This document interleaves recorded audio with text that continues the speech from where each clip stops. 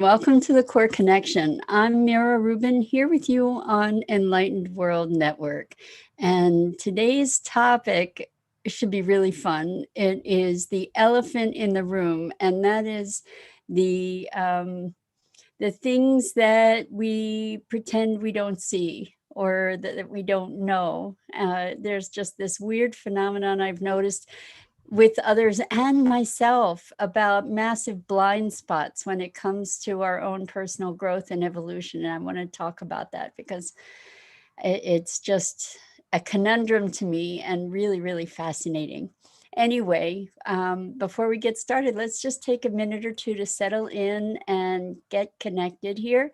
So let's take a deep breath in through your nose, hold it, and imagine clean, crisp oxygen just flooding your lungs and nourishing all your cells and your blood and all your organs and bringing vitality and life to you throughout your body. And as you exhale, maybe roll your shoulders, relax the tension in your neck and your back.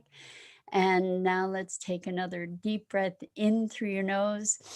This time, imagine sparkling white light lighting up every molecule of your being and all the electrons and them zooming around in your body and beyond and connecting you with the universe. And now let's just press our palms together really gently and tickle your fingers against your palms to feel how delicious that tingling and tickling is. And bring yourselves present right here, right now. Welcome, welcome, welcome. Hello, Julie. I'm so glad to have you here. And everybody who's joining us, thank you so much for being here. I am excited about this topic because it's such a bizarre phenomenon. I work with people on a very, very deep level through my coaching practice. And I do a lot of deep work for myself as well. And I'm constantly looking for arenas in which I can grow and expand. And it's so fascinating to me. Hi, Sally. Great to have you here. Welcome, welcome. What I notice is even though the work that I'm doing with people is really profound and deep, I am constantly or frequently surprised. Hi, Hope, welcome. Oh, it's like old home week here. I'm glad to have you guys all here. It's great. So I'm constantly surprised at how like 3 months, 4 months could go by and we are confronted with an issue that to work on that somebody says, oh yeah, it's been like that my whole life. And it's shocking to me. It's shocking to me when those things arise. Like, how could that be? And because with the work that I do with people, we start out by saying, what in your way of being, if it were to change, would be life altering. So we're working on deep stuff all the time, like life altering issues all the time. And it's remarkable to me at the end of, like 4 months where somebody would say, oh yeah, it's always been like that.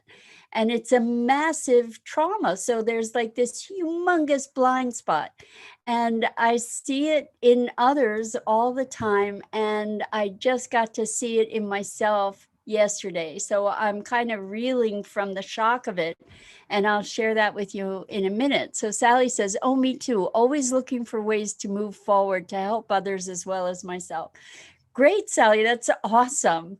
And I think that you're in line with so many of the folks here on Enlightened World Network. We're a collection of people that have social awareness and social commitment, and lots of us are healers or people that are teachers, guides, whatever. So I think we're in really good company together. So now we get to look at our own blind spots. So this is personal, but hey, I have had health issues throughout my life, from dental issues to other kinds of health issues to autoimmune stuff and on and on and on. And I have had some extremely traumatic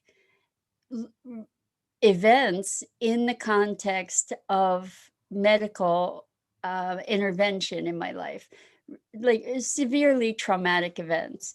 And I'm not going to go into the details around that. But as a result, I developed a very strong skepticism and even defensiveness in relation to medical practitioners of all kinds. Uh, and it also, the skepticism and um, my experiences led me into a greater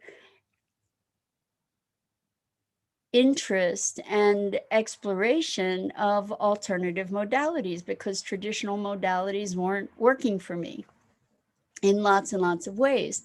And so I've always had, from the time I was a child, I've had challenges breathing with asthma and allergies and all kinds of other things. So that health challenge has led me to explore all kinds of things that I never ever would have explored.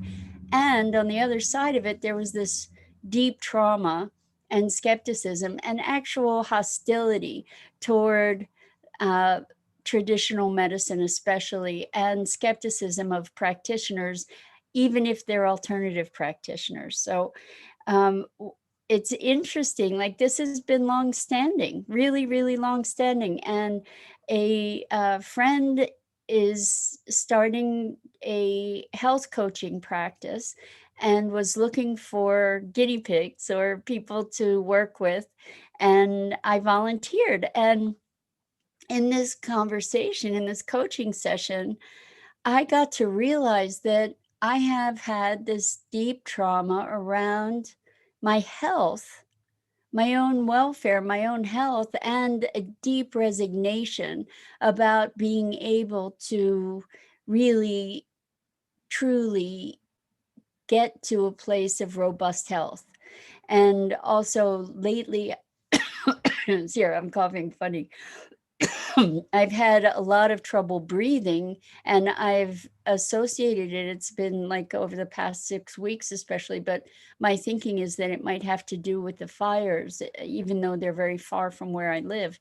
Anyway, what I realized, which was super shocking and very humbling, was that I had this massive blind spot around my health and around my attitude toward my health, and a deep sadness and a deep resignation about it. And that I have really kind of walled myself off from looking at that aspect of my life because I think because there was such deep resignation and I didn't want to be experiencing the resignation. But the truth is that it's been there, it's been there, and I've ignored it to be able to overcome it and live more vitally in the world. But it was still there. And what I got to realize is, hey, guess what? It's time for me, like being in denial around this area of health that impacts pretty much every waking moment, whether I recognize it or not. To be in denial or avoidance of it was not consistent with my commitment to personal growth and development. And so now I'm training my attention on it and doing the processes that I have to be able to clear all this stuff. And what I know is that on the other side of this for me is much greater freedom. The thing is that when I was talking about it yesterday, I said that in my coaching session, I said, you know what? It feels like this black hole, like a void. And I realized I have been avoiding it for a long, long time. And I understand why people avoid these things. And maybe avoiding isn't the doesn't address the totality of this kind of thing. It may be that we normalize things so completely that we just don't see them. So when people say it's been like that forever, this thing around my health has been that way forever, what happens is when it's ever present, you stop seeing it, or you stop being consciously aware that it's there. And so with another client, what I prescribed to him for his practice to move to the next place. And I think this is a really profound practice for all of us that are committed to our evolution and growth, is to ask these questions. To ask these questions. What am I pretending not to know or see? What am I pretending not to know or see?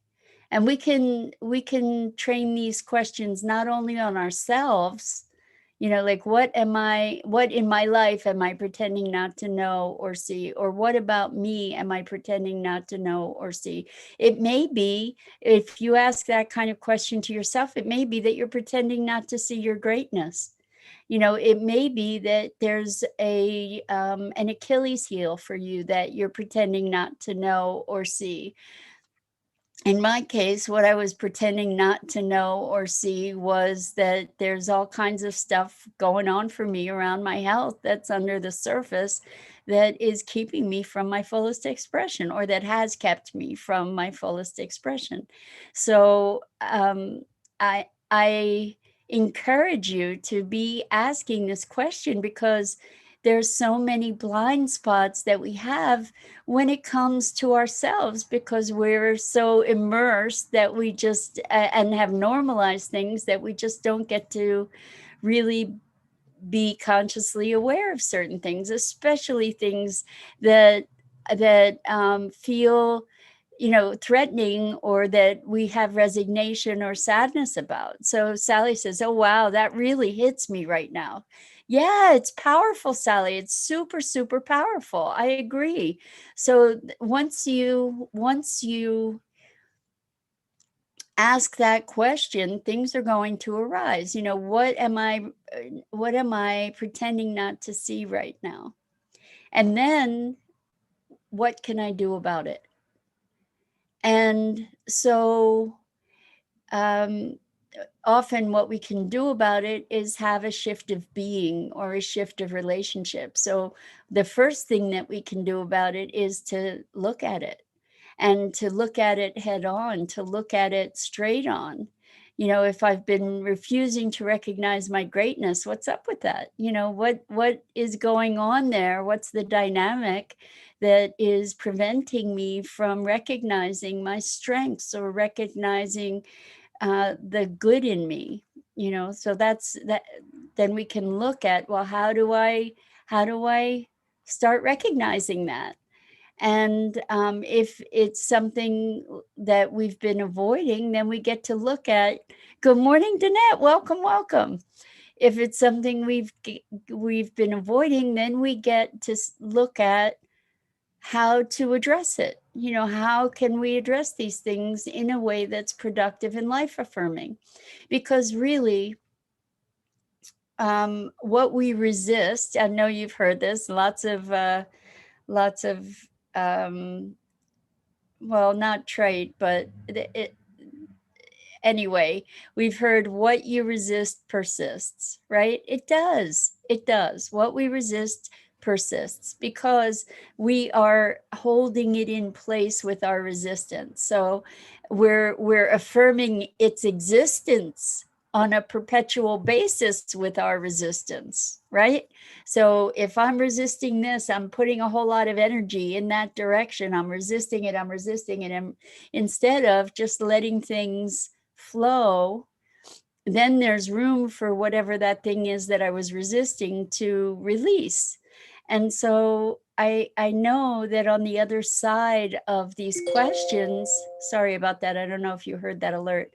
On the other side of these questions is the possibility for greater vitality, greater authenticity, greater wholeness. Because, like, for me, around this thing with health, it's like I'm all about personal growth. I'm all about addressing the issues in my life. And here's one that's just been so pervasive and persistent, and it wasn't even on my radar, which is, it just is mind-boggling to me that that um, that's a mechanism that we employ to maybe to survive, maybe to protect ourselves. I mean, I think that when I was going through some of the deepest health challenges that I've had, I I needed to minimize it as much as I could so that I didn't become a victim of it. And now the fact that it's visible and in my face and I'm ready to address it, now it is an indicator to me that I'm at an even stronger place to be able um, to heal what needs healing and evolve what needs evolving. And on the other side of all of that is freedom. So the thing is that wherever we are, there's more available in terms of awareness and evolution and growth and consciousness. There's always more available in those arenas. And this journey that we're all on together here, this journey of evolution, this journey of awakening, is a hero's journey. It takes courage, it takes persistence, it takes intentionality to uh, and willingness to address the things that are not necessarily so comfortable to address. And wherever we are, you know, at whatever stage of evolution and awareness, really there's always more. And until, I guess, until we are ascended masters or something like that.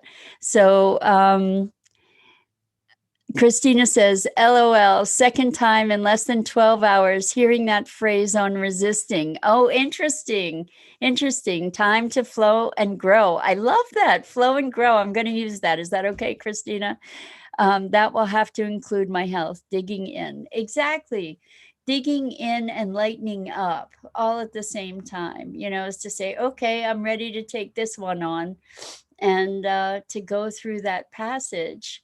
And what I see in regards to my health, because I have spent lots and lots and lots and lots and lots of energy and money and time in my history addressing health issues, but not with success. And so the thing that I wasn't addressing is my trauma around it. I hadn't recognized how deep the trauma and despair was around it. And so now I get to be addressing that. And Sally says, do you believe that emotional issues that we never released can cause this to happen as well? I'm wondering if you're saying this, meaning health issues, that emotional issues that we haven't addressed can turn into health issues.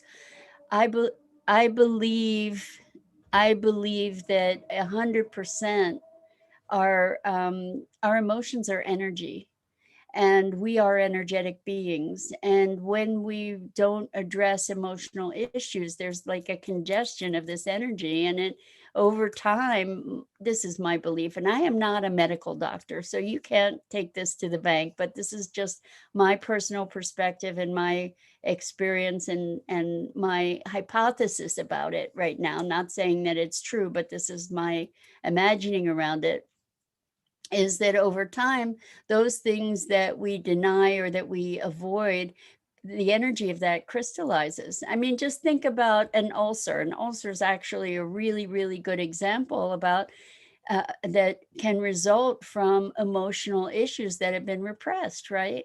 Anger, stress. And what happens is when we experience those emotions, our body elicits certain chemicals, creates certain chemical balances or imbalances, and those chemical sets ultimately can result in other physiological symptoms or manifestations. So yeah, I do believe that. And Christina says, use it, Mira, LOL. So like using our adversity to be a foil for our growth. That's what it's all about. That's what challenges in life are about. We're presented with these opportunities. Every challenge is an opportunity to grow and awaken. At least that's my perspective. That's how I experience life, is that every moment is an opportunity to evolve and awaken and grow. And Sally says, no, but I feel it does that in time. It can begin other issues within our lives. And I'm thinking that that's, Sally, you're talking about emotions that are repressed. And so what happens too is with emotions that are repressed is that they show up elsewhere, right? So in my situation, I had all this trauma that I hadn't addressed around medical stuff, and resentment, anger, sadness, resignation, like this whole complex of emotions related to this trauma. And when I encountered other doctors, I mean, I've seen it play out in the way that I approach other medical professionals and practitioners. So by freeing that, by freeing me, by healing the trauma, I get to open more possibility for my healing and my relationships with healers of traditional and non-traditional means. So Julie says, "Oh yes, I believe emotions affect us for sure. Stress for me." Well, you know what, Julie, you're not alone. Stress for everybody. And that's why managing our mindset is such an important thing, to be able to affect our well-being and consequently our stress levels. Hope says, I believe that too, Mira. Over time, things do result in illnesses. It's a shame we don't necessarily have the dictionary on which emotions affect which body part, something which is gospel. Well, Hope, to that thought, I think it's really important for us to recognize that we are a whole being. So emotions affect all of our being. And it may be that based on certain genetic predispositions, then that emotional energy that's repressed shows up in different ways for different people. For me, I tend to manifest things in my lungs historically. And, you know, different people have different weak spots or Achilles heels. And I think that that's why certain people manifest dis-ease in different ways. And you probably are familiar with uh, the topic of epigenetics. Epigenetics is saying that we're not at the effect of our genetic heritage. We can shift our predestined, which it really isn't, future by changing behavior and changing eating patterns, et cetera, and thinking patterns. But we do have certain things that are maybe our innate sensitivities, and then the emotional stress and tension and anger and sadness and all of that affect different parts of our body. But also, to your conversation, Hope, you might want to check out Louise Hay had a book, I believe it was Louise Hay, and it correlates different physical symptoms with, and I don't remember the name of the book, but it correlates different physical symptoms with emotional and mental states. And it's really, really powerful. It might be You Can Heal Yourself, might be the name of the book. I'm not certain, but it's really powerful. And it does correlate different emotions with different manifestations physically. So definitely check into that. And Christina says stress is one of the biggest physical health destroyers. You know what, I think the moniker stress is really kind of an umbrella catchword. And really, when we look at what is stress, there's stress associated with sorrow and grief. There's stress associated with anger. There's stress associated with a feeling of overwhelm. There's stress associated with so many different things. It's kind of this catch-all term. And when we see the medical profession recognize that stress is correlated with dis-ease, then we do have to recognize the importance of our mental and emotional state on our physical state and our physiology. And Julie says, is responding to Hope, asking about different correlations of emotion with parts of the body, saying, yes, it is Louise Hay, and the book is You Can Heal Your Life. Thank you, Hope. That's awesome. Yes. And Sally says, that's where my issues lay, in my lungs, which did not occur until I cut ties with my family. Now I'm on an inhaler and get tired very easily because of this. So Louise Hay and others correlate issues with the lungs with sorrow. So that's probably a clue to you. And when you cut ties with your family, Sally, maybe one of the things that you get to see is the sorrow associated with that, and healing that sorrow deeply in your heart. And Julie says, Heal Your Body, I think, is the name of one of the books from Louise Hay. Dido, yes, Heal Your Body by Louise Hay. Dido came to the rescue, as always, and gave us a link for it. And Metaphysical Causations for Physical Illness. Exactly. And I have an appointment with a client in 3 minutes. I said with a client, so you don't get concerned that it's about my health.